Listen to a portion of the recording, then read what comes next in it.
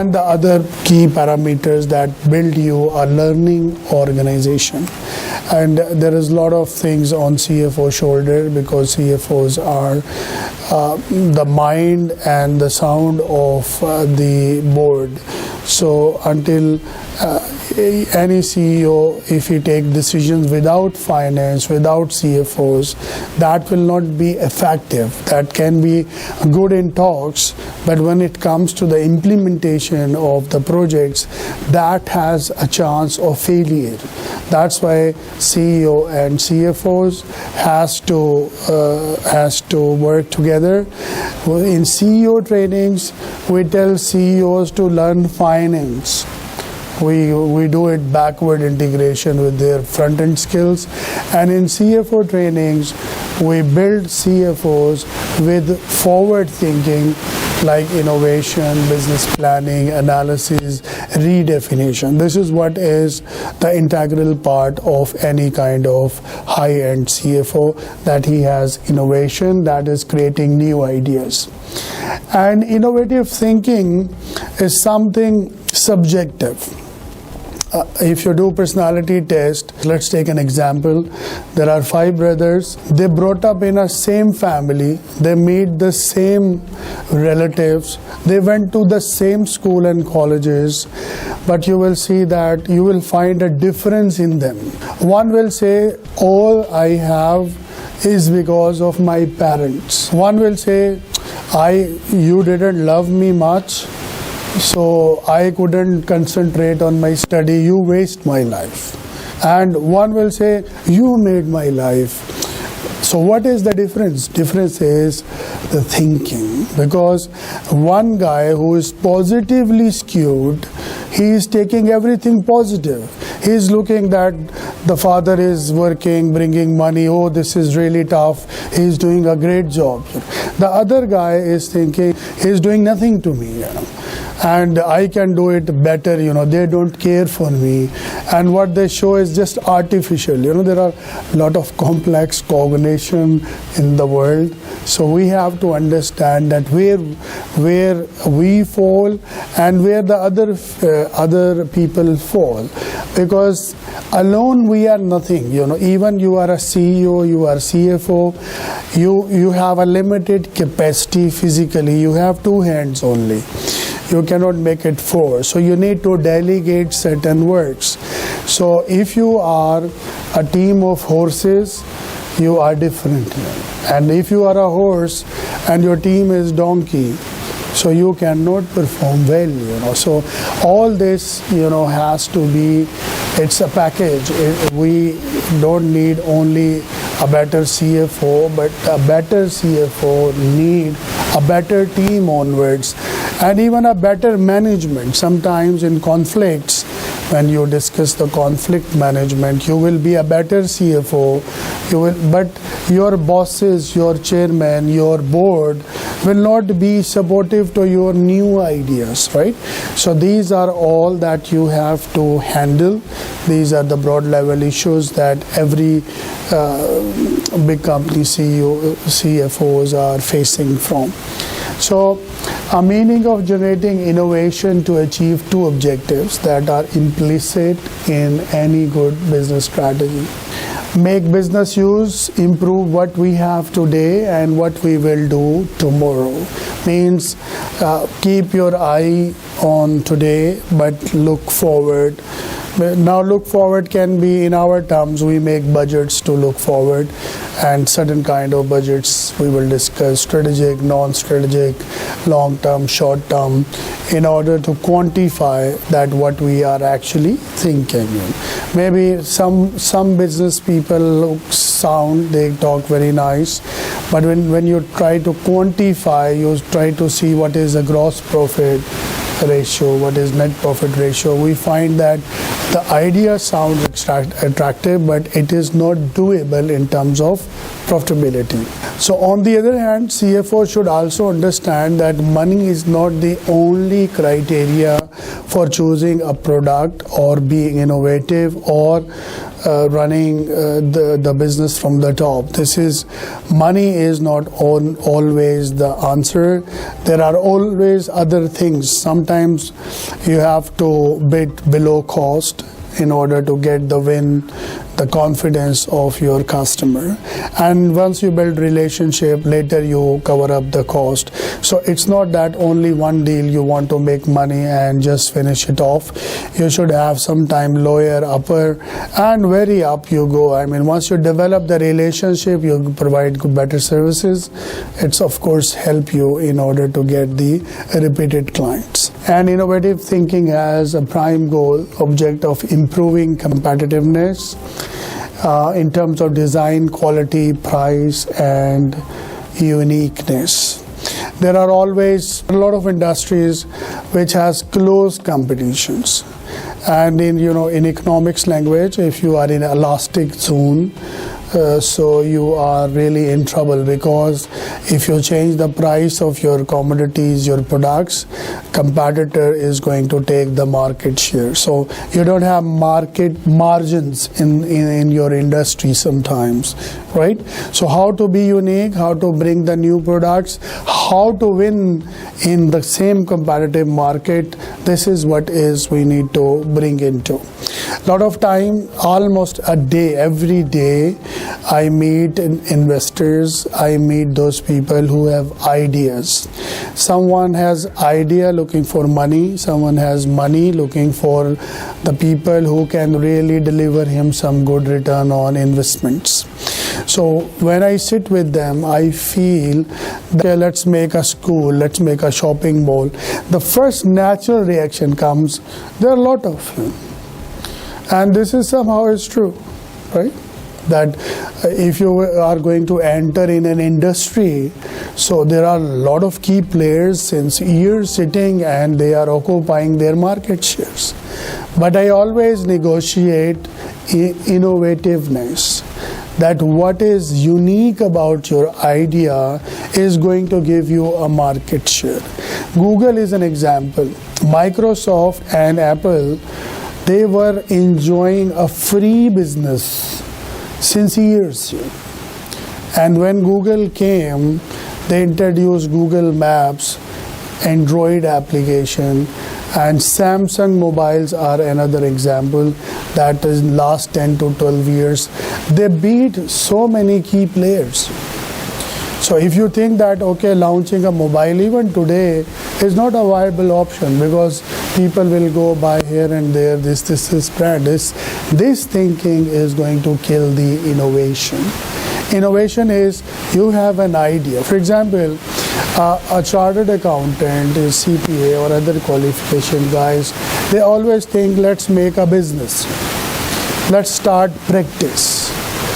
But the first question comes, there are other companies sitting since long, what I can do into, right? But there is always a pitch, there is always innovative placement that this work is neglected.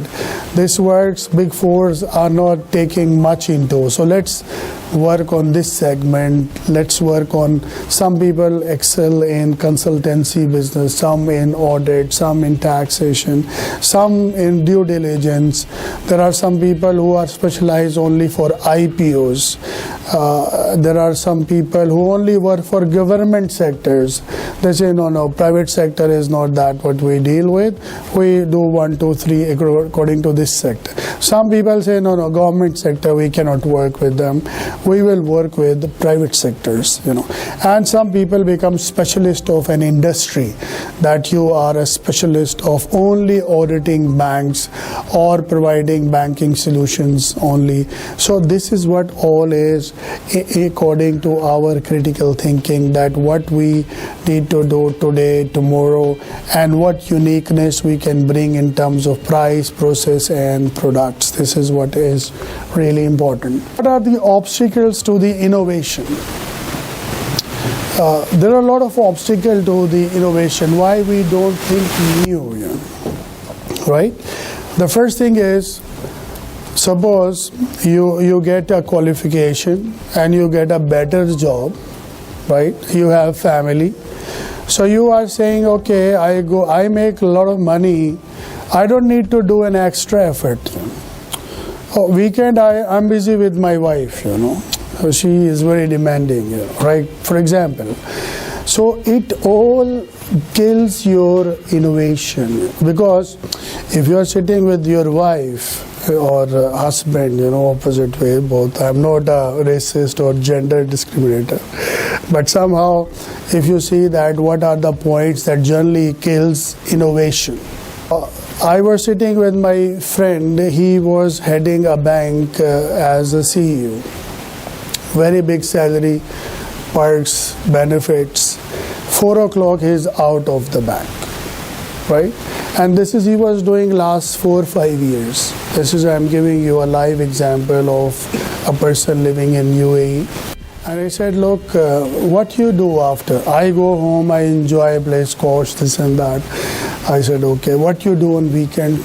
Weekend is for my wife, she's very demanding. I can't, otherwise you don't know what will happen. So, but I also feel that this guy has really good qualities. And he has a capital also.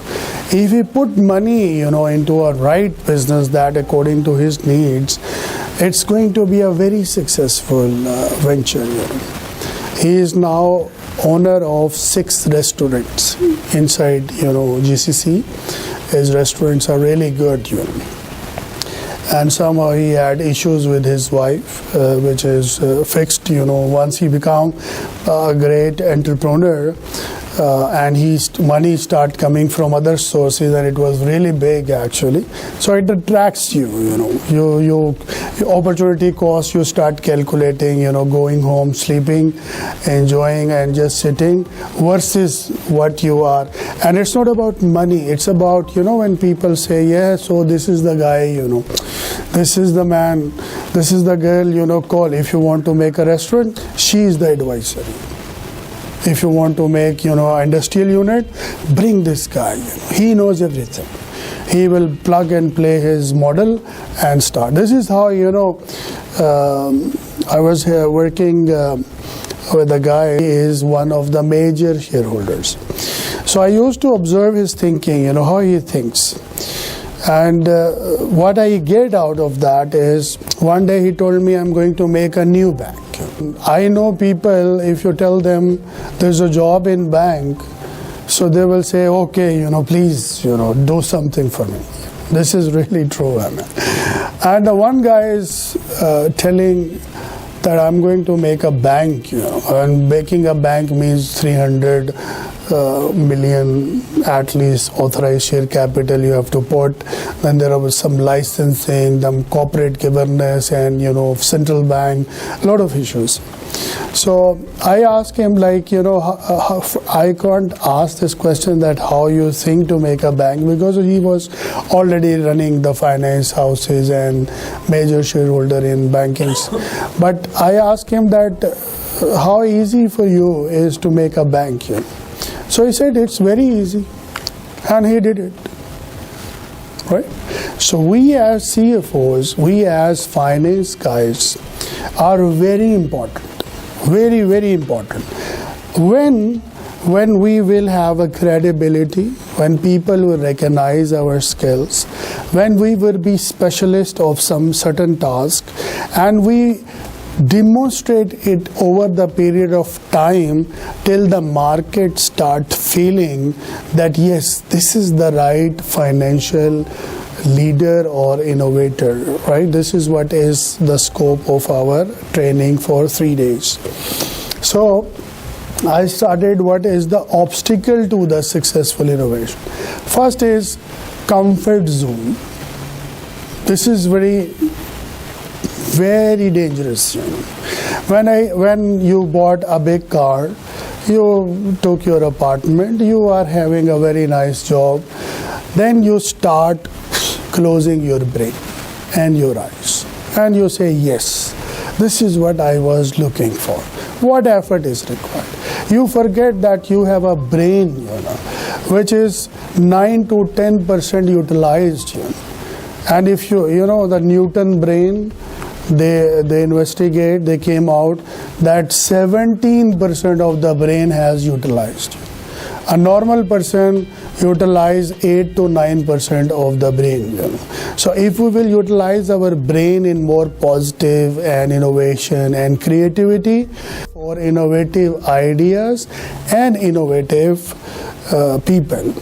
The case that we are going to discuss, and after that there is another case. These are the real examples of the people that they redefine the same thing, right? They redefine. The world is quite old. People also selling rice maybe 1,000 years before, and now people are also selling rice after 1,000 years. But when they sell, everyone should have, and some have, the new ideas. It may be a packing, it may be the way you manufacture, the polish you use. There are a lot of long grains, short grains, if you're from rice industry, you can see every industry has its own dynamics. So the comfort zone is really important to break up, where you have to work out of the box. Working long hours is of course a habit for accountants. That's something we are familiar with. But that's not innovation actually, right? I mean, we work long hours, we are responsible, we are hard worker, we know how to meet the targets. This is also an important characteristics. But this is a common characteristic of most of the people. So how to be an innovative or critically different from the others means we have to do something other than that. So why people don't grow? Because they have a competitive position, they have a market judgment, technical performance, manufacturing expertise, and financial resources. If you know I am good, my job is good, the way I do things is perfectly okay.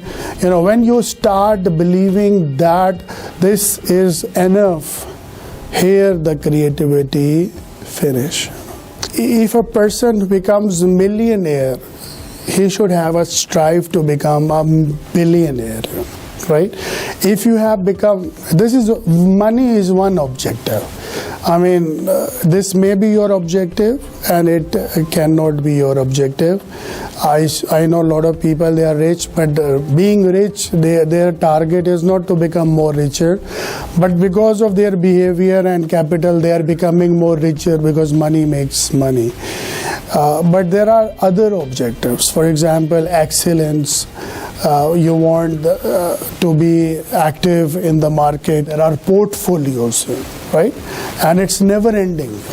When you are thinking, okay, let's do this, let's start this, let's take this risk.